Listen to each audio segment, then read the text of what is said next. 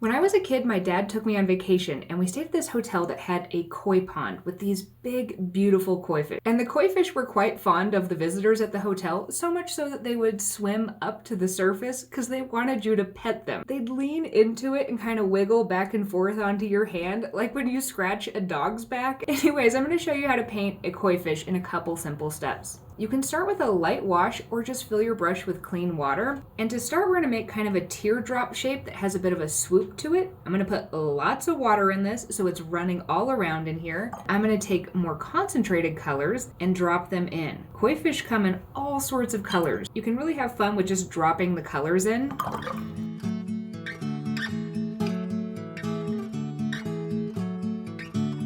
Once you get a bunch of colors on the page, you're going to wash your brush off, leaving a little water in it. And then the main components we're going to add on are the tail and the fins. For the fins, about a third of the way down, you're just going to swoop out to make one fin on one side, swoop out on the other. And then about 2/3 of the way down, a smaller swoop on either side. For the tail, we're going to touch to the end of that teardrop, press, and then swoop.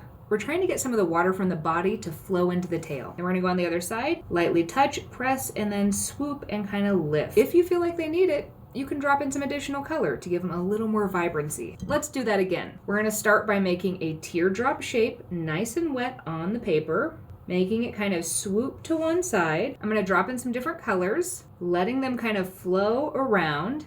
Wash my brush, leave a little water in it.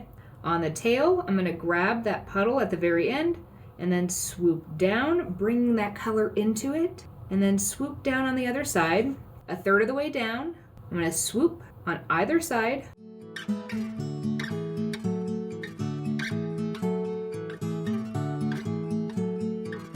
The swoops don't need to be perfect for the fins because they could be flowing in different directions depending on how they're swimming. This one is a really good one to experiment with dropping colors in at different levels of wetness. It'll help you see how much movement you get at the different stages. Then I'm going to repeat those steps across this page, filling in these koi fish kind of like a little puzzle, fitting them in together.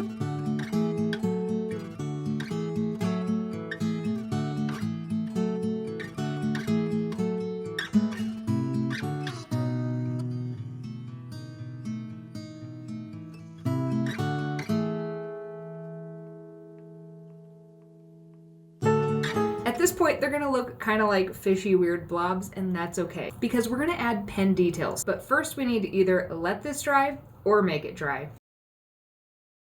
And now they're dry, I can go ahead and sketch on the defining details. I'm gonna be kind of light on the details. I'm gonna be more hinting to the shapes. So on these, I might add a little definition to the mouth area, add in some little eyes on the side of their heads, make a bit of a spine, and I'm gonna add in a little bit of fringe to their fins. You can get as detailed as you want on these, but personally, I like to leave a little up to the imagination, so I tend to err on the side of a little too little detail than a little too much.